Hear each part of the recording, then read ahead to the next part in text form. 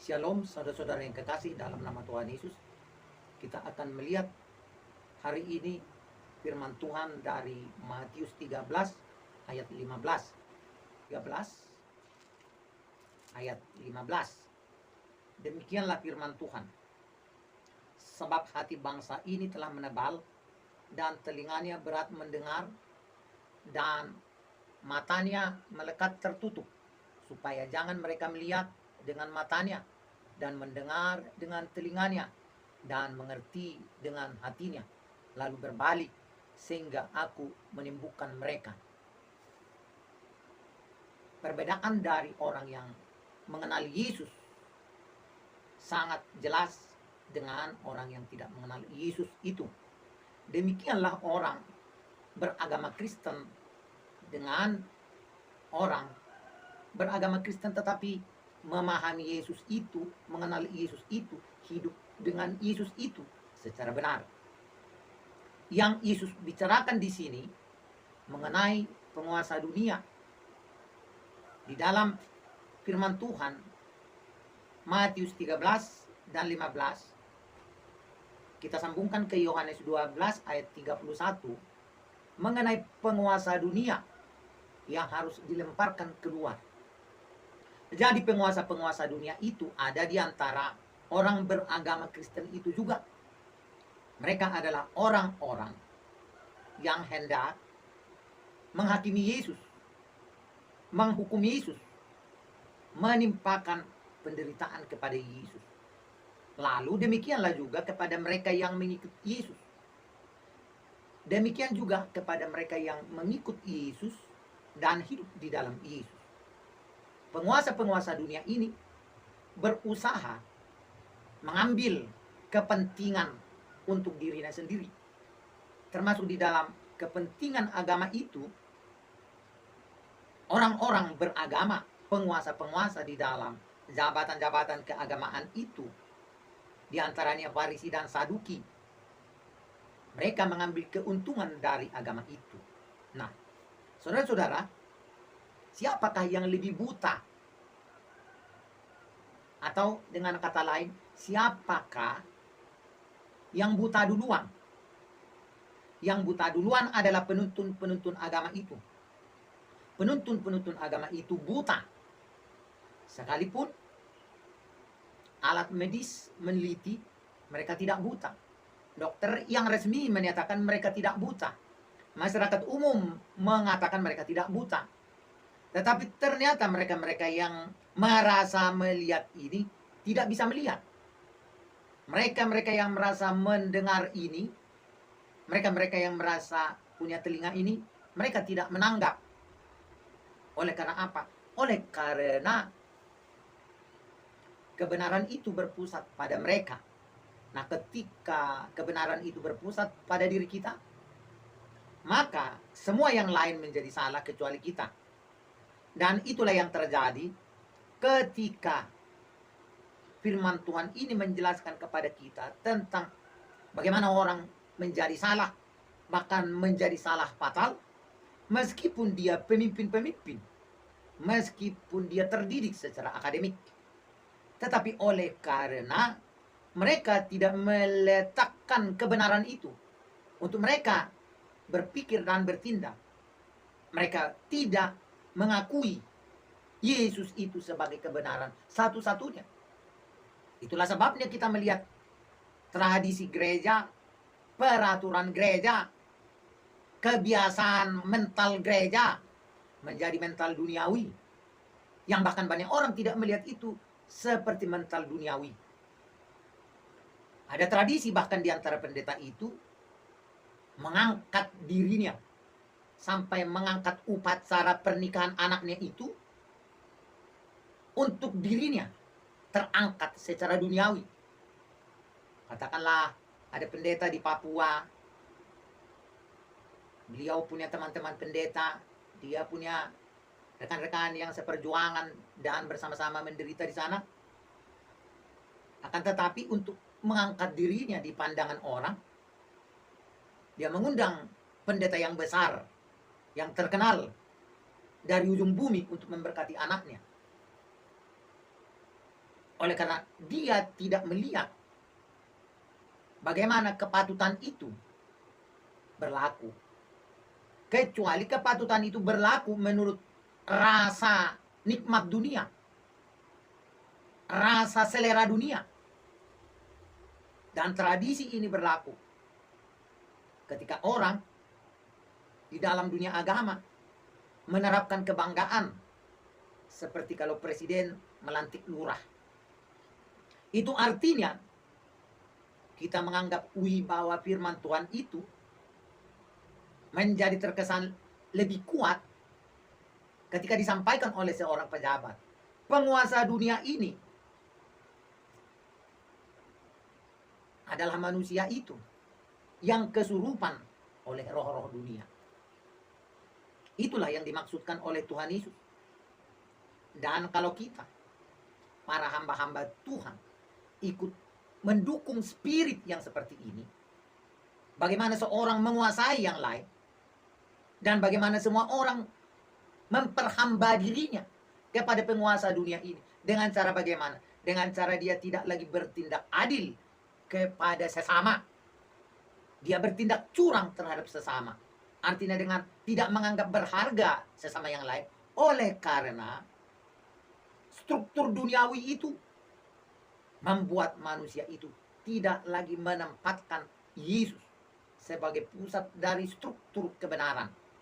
Saudara-saudara yang kekasih, saya ingin kita bersama-sama di dalam persekutuan yang kita bangun, di dalam gereja yang kita bangun, tidak seorang pun yang tersingkir karena selera dunia ini. Tidak seorang pun yang diperlakukan tidak adil karena selera dunia ini. Dan tidak seorang pun yang dikultuskan oleh karena roh-roh dunia ini. Kebenaran firman Tuhan itu harus berpusat dari apa yang disebut oleh Alkitab, supaya pikiran dan perasaan kamu hendaknya menjadi pikiran dan perasaan yang terdapat di dalam Kristus Yesus. Justru Kristus Yesus menaruh perhatian khusus terhadap orang-orang yang lemah itu, orang-orang yang hina itu, orang-orang yang tidak punya jabatan itu, baik secara keagamaan maupun secara sekuler. Yesus mau menempatkan mereka, orang-orang biasa itu, yang seharusnya juga menjadi pilihan kita untuk bertindak setiap hari. Saudara-saudara, mari kita bereskan gereja Tuhan ini. Mari kita bereskan persekutuan ini dengan meminta urapan dan otoritas yang kuat dari Tuhan, supaya dia menguasai pikiran dan hati kita, dan supaya kita menjadi orang yang merdeka, hamba Tuhan yang merdeka, dan pelaksana firman yang merdeka.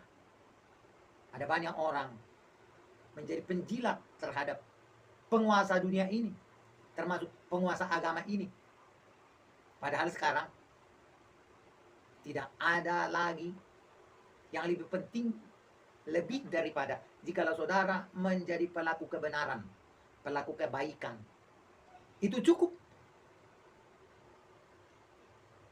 Zaman-zaman dulu kita takut kepada penguasa-penguasa, dan itu berpengaruh kepada agama, di mana ketua keagamaan dari suatu agama, organisasi, menakut-nakuti bawahan itu. Saudara, sekarang setiap pribadi pun bisa membuat lembaga keagamaan dengan mudah. Setiap pribadi sekarang bisa mendirikan sinode dengan mudah, asal saudara ngerti. Dan masalahnya sekarang adalah bagaimana kita melaksanakan firman Kristus itu sebagai tata nilai yang menguasai pikiran kita. Setelah dimulai dari dasar yang benar tentang Kristus, tentang apa yang pada Kristus itu terdapat pada kita, pikirannya sampai perasaan, yaitu nilai-nilai yang dimana kita di sana bisa peka dan bisa merasakan, bisa memilah yang mana ini yang benar. Apakah dia yang saya undang atau dia yang lain? Ketika saya berpesta, Yesus berkata, kalau kalian berpesta, undanglah mereka yang tidak bisa membayar balik dengan memberi kau makan. Sekarang saudara-saudaraku, orang membuat pesta, dia mengundang orang-orang yang terhormat supaya dirinya semakin terhormat. Dia tidak mengundang.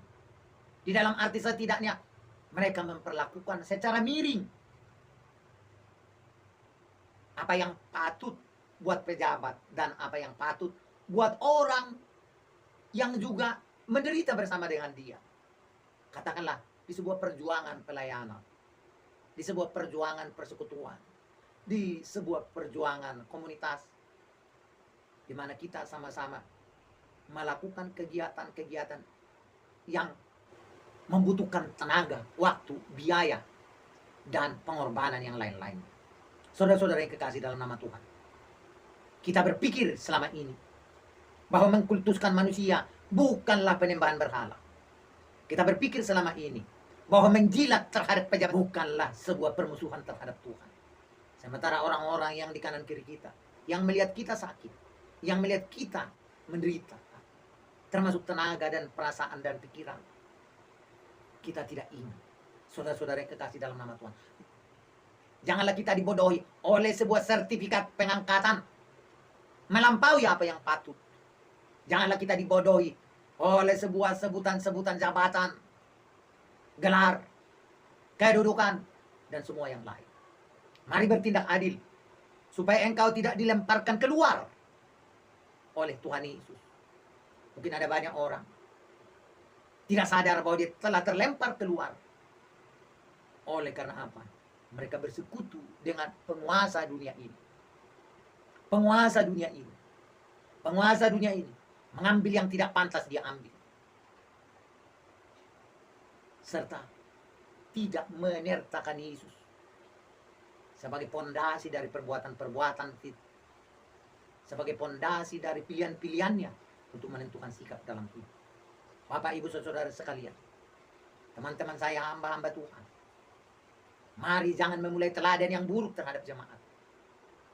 Berilah mereka makan, mereka yang layak engkau beri makan. Undanglah mereka berpesta, mereka yang layak engkau undang berpesta. Semua boleh kita undang, yang besar maupun yang kecil. Tetapi perlakukanlah dengan adil, supaya engkau tidak terlempar keluar dari kerajaan Tuhan Yesus Kristus. Haleluya.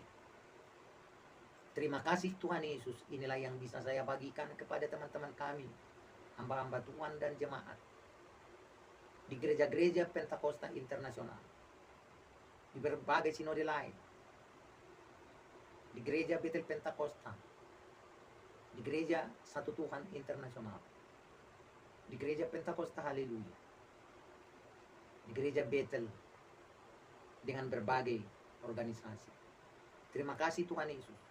Semua gereja, semua denominasi sama sebagai denominasi, tetapi pakailah kami untuk sebuah sistem kerajaan, dan supaya kami lebih dipersatukan oleh firman yang hidup.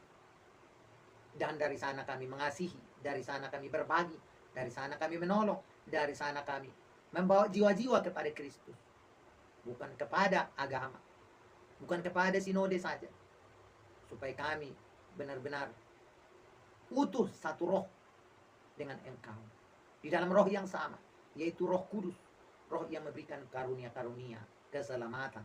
Terima kasih Tuhan Yesus Kristus. Berkatilah kami semua. Haleluya. Bapak, Ibu, Saudara sekalian, terimalah berkat dari Tuhan. Kasih karunia Bapak Surgawi, anugerah Tuhan Yesus Kristus, pertolongan Roh Kudus, memberkati, melindungi, memberi kebahagiaan, kemenangan, dan kejayaan. Diberkatilah engkau pada waktu pagi, siang, dan malam, pada waktu pergi dan tinggal, pada waktu datang dan pulang.